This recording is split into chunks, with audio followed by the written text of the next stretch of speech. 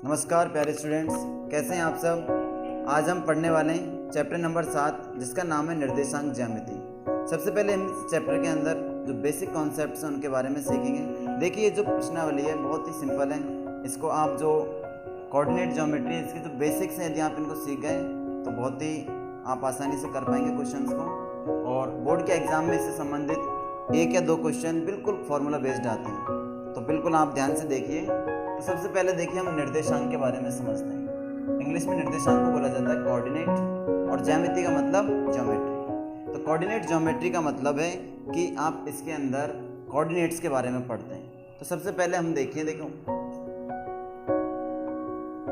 Coordinates क्या होते हैं। 2 एक्सिस होते हैं, एक होता है आपका एक्स एक्सिस, एक होता है वाई एक्सिस। जो ये क्षैतिज रेखा है इसको बोला जाता है एक्स एक्सिस, और ये जो परपेंडिकुलर जो वर्टिकल लाइन है इसको बोला जाता है वाई एक्सिस। एक्स अक्ष और ये हो गया वाई अक्ष। अब देखिए यहाँ पर जो ये मूल बिंदु है, जो बीच में दोनों जहां पर कट कर रही हैं उसको बोला जाता है मूल बिंदु, ओरिजिन। इंग्लिश में बोला जाता है ओरिजिन। इसके जो कोऑर्डिनेट होते हैं, क्योंकि यहाँ पर x की वैल्यू भी 0 होती है और y की वैल्यू भी 0 होती है, तो इसलिए मूल बिंदु के निर्देशांक 0,0 होते हैं। ठीक है, x एक्सिस आप लेफ्ट की तरफ जाते हैं तो घटता है और राइट की तरफ जाते हैं तो बढ़ता है। कहने का मतलब ये है कि मूल बिंदु से यदि आप राइट की तरफ चलेंगे, देखिए जैसे 1 2 3 4, तो इधर की तरफ जो संख्याएं होंगी वो किस में होंगी, प्लस के अंदर होंगी। क्लियर। और इस तरफ जो संख्याएं होंगी वो माइनस के अंदर होंगी। 1 2 3 एंड सो ऑन, इसी तरीके से आगे बढ़ता रहेगा। और इस तरफ जाएंगे जो माइनस की संख्याएं होंगी। इसी तरीके से वाई एक्सिस में आपके ऊपर की तरफ आप जाते हो, मूल बिंदु से ऊपर की तरफ जाओगे तो प्लस में संख्याएं आएंगी 1 2 3 एंड सो ऑन, इसी तरीके से। जबकि नीचे की तरफ जाएंगे तो माइनस में आएंगे -1 -2 -3। क्लियर।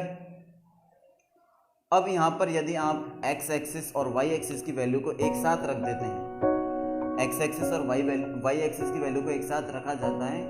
जैसे मान लो आपके यहाँ पर एक x एक्स की वैल्यू कितनी है 1, और y एक्स की वैल्यू x अक्ष पर कितनी होती है 0 होती है। ठीक है, तो इसको x कोऑर्डिनेट बोला जाता है। क्या बोला जाता है, x कोऑर्डिनेट। कहने का मतलब आप x और y को यदि एक साथ रखते हैं और इसको एक ब्रैकेट के अंदर रख दिया जाता है तो इसको बोला जाता है कोऑर्डिनेट। क्या बोला जाता है, कोऑर्डिनेट या निर्देशांक।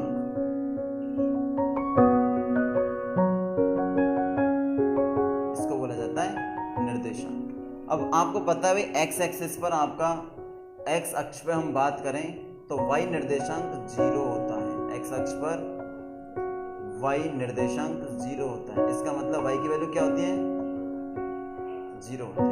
इट मीन्स आप कह सकते हो कि एक्स अक्ष पर यदि कोई पॉइंट होता है तो वो x, 0 की फॉर्म का होगा। क्लियर। और y अक्ष पर यदि कोई पॉइंट डिनोट होता है, y अक्ष पर यदि कोई पॉइंट आता है, कोई पॉइंट को शो करेंगे तो उसके कोऑर्डिनेट क्या होंगे 0, क्योंकि y अक्ष पर 0 था, x तो ही नहीं 0, और x अक्ष पर कौन नहीं है, y नहीं है। तो आपका जो बीच का रीजन है, इन्हीं में होगा कोई ना कोई पॉइंट जहां पर x और y के दोनों वैल्यू होंगी। ठीक है, x की वैल्यू होगी और y की वैल्यू होगी। आई बात समझ में। अब देखिए इसमें जो हम देखते हैं कि दोस्तों 4 हिस्से में बांट रखा है। ठीक है, इसको कितने हिस्से में बांट रखा है, 4। तो इनको बोलते हैं चतुर्थांश। इनको बोला जाता है चतुर्थांश। ये आपका फर्स्ट चतुर्थांश, ये सेकंड चतुर्थांश, ये थर्ड चतुर्थांश, ये फोर्थ चतुर्थांश। क्लियर। तो देखिए यहाँ पर आपके 4 चतुर्थांश हैं। पहले चतुर्थांश के अंदर x की भी वैल्यू भी पॉजिटिव होती है और y की वैल्यू भी पॉजिटिव होती है। देखिए यहाँ पर यदि कोई पॉइंट यहाँ पर है तो यहाँ पर x कोऑर्डिनेट भी पॉजिटिव आएगा और y कोऑर्डिनेट भी पॉजिटिव आएगा। इससे संबंधित क्वेश्चन आता है, आपसे पूछा जाएगा कि बताइए कौन से चतुर्थांश के अंदर ये पॉइंट लाई करेगा। ठीक है, मान लो आपको मैंने पॉइंट बोल दिया कि 2,3 है। ठीक है, आपसे पूछा जाएगा कि 2,3 कौन से चतुर्थांश में है, तो आप बोलेंगे कि x भी पॉजिटिव y भी पॉजिटिव, तो कौन से चतुर्थांश में, पहले चतुर्थांश। क्लियर। अब देखिए यदि हम दूसरे चतुर्थांश में जाते हैं तो आपका x पॉजिटिव है या नेगेटिव है, नेगेटिव है, और y पॉजिटिव है, तो कोई भी पॉइंट यदि सेकंड कोऑर्डिनेट में आएगा तो माइनस और प्लस, जबकि यहाँ पर आप थर्ड कोऑर्डिनेट इसमें जाते हैं तो दोनों माइनस माइनस। फोर्थ कोऑर्डिनेट में आपका x तो पॉजिटिव है लेकिन y नेगेटिव। बात समझ में आई? तो कोऑर्डिनेट आपको समझ में आ गया है कि कोऑर्डिनेट क्या होता है, x और y की वैल्यू को एक साथ लिखना। बात समझ में आई? अब देखिए यदि x अक्ष की जो दूरी होती है, x अक्ष की y से दूरी, तो y अक्ष है, मान लो x अक्ष है, इस अक्ष से यदि कोई पॉइंट है यहाँ तक की दूरी, तो वो y निर्देशांक है, इसको बोला जाता है कोटि, इसको बोला जाता है कोटि। बात समझ में आई? क्या बोला जाता है? कोटि। लेकिन यदि हम बोलें कि y अक्ष की, ये y अक्ष है और y अक्ष पर x निर्देशांक जो होता है उसको भुज बोला जाता है। x निर्देशांक को क्या बोला जाता है? और x निर्देशांक क्या है, देखो ध्यान से देखिए आप, x निर्देशांक का मतलब भुज बोला जाता है। तो x निर्देशांक का मतलब है कि y अक्ष से दूरी, आप क्या बोल सकते हो, y अक्ष से, y अक्ष से दूरी कितनी होगी, भुज, x निर्देशांक होगा। जबकि x अक्ष से जो दूरी होती है, x अक्ष से दूरी को क्या बोला जाता है, बात समझ में? तो ये बेसिक चीजें। अब देखिए इसमें जो क्वेश्चन बनते हैं और जो डिस्टेंस फॉर्मूला, सबसे पहले जो बनता है दूरी सूत्र। फर्स्ट आप क्या पढ़ते हैं इसमें, दूरी सूत्र। देखिए दूरी सूत्र का मतलब है कि कोई भी पॉइंट, दो पॉइंट दिए होंगे, मान लो एक पॉइंट P है और एक पॉइंट Q। यदि P पॉइंट के कोऑर्डिनेट मान लो आपको दे रखे x1, y1, आप x एक्सिस पे यहाँ पे कोई पॉइंट लिया हमने, x1, y1 उसके निर्देशांक है, और दूसरा जो पॉइंट है वो है Q जिसके निर्देशांक है x2, y2। अब देखिए x और y के मतलब P और Q के बीच की जो दूरी हमको निकालनी है उसके लिए क्या फॉर्मूला मिले, ये P पॉइंट है और ये Q पॉइंट है। तो देखिए दोनों के लिए जो डिस्टेंस फॉर्मूला निकलेगा, आप बोलोगे दोनों के बीच की दूरी कितनी होगी, PQ कितनी होती है, देखिए x2 माइनस x1, आगे वाले में से पीछे वाला x कोऑर्डिनेट घटा देंगे तो कितना हो जाएगा, x2 माइनस x1 का होल स्क्वायर प्लस, देखिए इसी तरीके से y में करेंगे y2 माइनस y1। अभी जब क्वेश्चन करेंगे हम तो आपके आसानी से समझ में जाएगा, y2 माइनस y1 का होल स्क्वायर का स्क्वायर रूट, ठीक है। इस तरीके से आप फॉर्मूले को याद कर लेंगे। दूसरा आप देखिए यदि यही पॉइंट मान लो इनके पॉइंट के बीच में यही जो दूरी हमको यदि ओरिजिन से निकालनी पड़े, यदि यही डिस्टेंस हमको कहां से निकालनी पड़े, ओरिजिन, तो आप देखोगे x निर्देशांक और y निर्देशांक दोनों ही जीरो होते हैं, तो p कितना हो जाएगा, 0, 0। बात समझ में आई? देखिए यदि हम बात करें कि मूल बिंदु से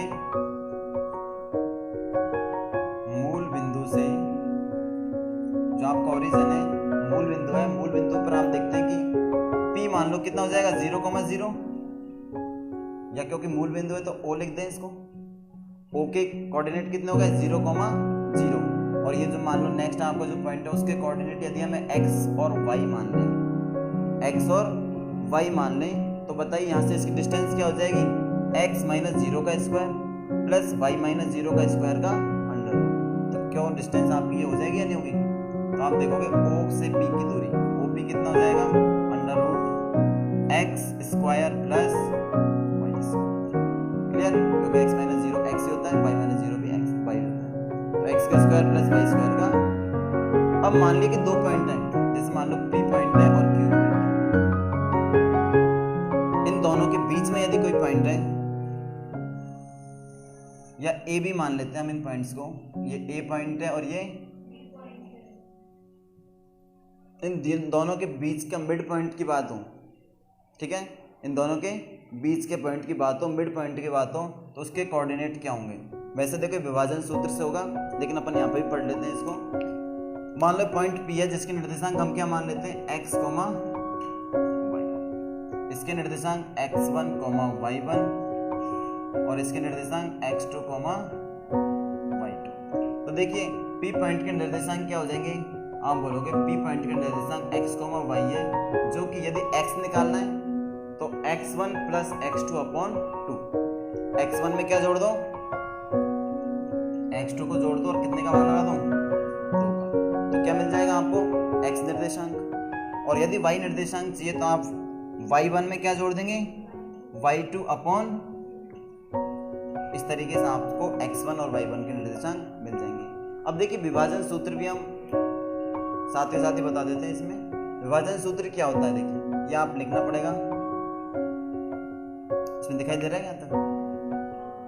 देखिए विभाजन सूत्र लिख लेते हैं साथ में। विभाजन सूत्र का मतलब है कि मान लो कोई पॉइंट ए बी, दो पॉइंट है जिनके निर्देशांक x1, y1 है और b के निर्देशांक x2, इन दोनों पॉइंट को, यदि कोई पॉइंट P बीच में हो सकता है, आसपास कहीं भी हो सकता है, ठीक है ना, उस पॉइंट P के लिए जिसके निर्देशांक मान लो x और y1, यदि वो m1 m2 अनुपात में डिवीजन करें, किसमें करें, देखो m1 m2 रेशो है, क्वेश्चन करेंगे जब आपको आसानी से समझ में आ जाएगा। अभी जब फॉर्मूले कर रहे हैं तो आपको समझ में थोड़ा कम आ रहा होगा। देखिए यदि कोई पॉइंट है जो कि क्या करता है, इसको m1 अनुपात m2 में डिवाइड करता है, तो आपके x के और y के निर्देशांक क्या हो जाएंगे, x अलग निकाल लो चाहो तो, x बराबर क्या हो जाएगा, m1 x2 plus m2 x1 upon m1 plus clear. और यदि y कोऑर्डिनेट हमको चाहिए तो y कोऑर्डिनेट कितना हो जाएगा, m1 y2 plus m2 y1 upon m1 plus m2। और याद रखने के हिसाब से आप कैसे याद रख सकते हो, mx plus mx upon m1 plus m2, 1 2 2 1, 1 2 2 1। Clear. इस तरीके से आप क्या कर सकते हैं, विभाजन सूत्र का भी फॉर्मूला याद रख सकते हैं। अब देखिए इसमें एक और फॉर्मूला बनता है, बाकी इसमें और कोई फॉर्मूला नहीं बनेगा, ठीक है।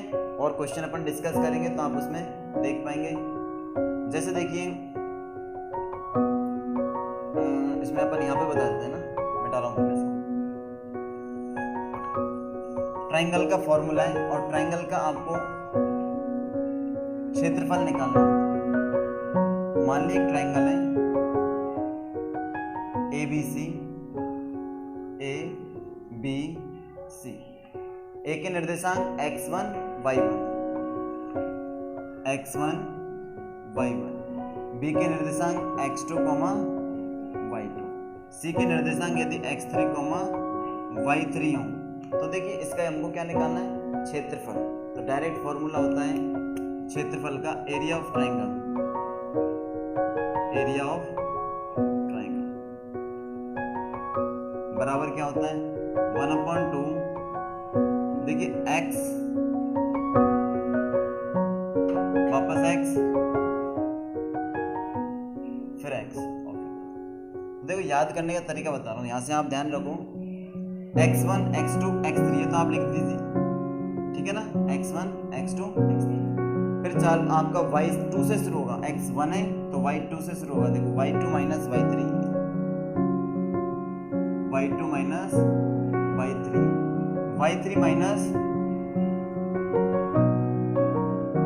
y1 और यहाँ से हो जाएगा y1 माइनस। तो ये ट्राइंगल का एरिया निकालने का फॉर्मूला है। तो नेक्स्ट लेक्चर के अंदर हम इन जितने भी हमने फॉर्मूले पढ़े इन फॉर्मूले से संबंधित क्वेश्चन करेंगे और प्रश्नावली के आपके जितने भी क्वेश्चन उनको हम डिस्कस करेंगे। तो आप बने रहिए हमारे साथ। धन्यवाद। यदि लेक्चर अच्छा लगा हो तो लाइक कीजिए, शेयर कीजिए एंड सब्सक्राइब कीजिए। Thank you.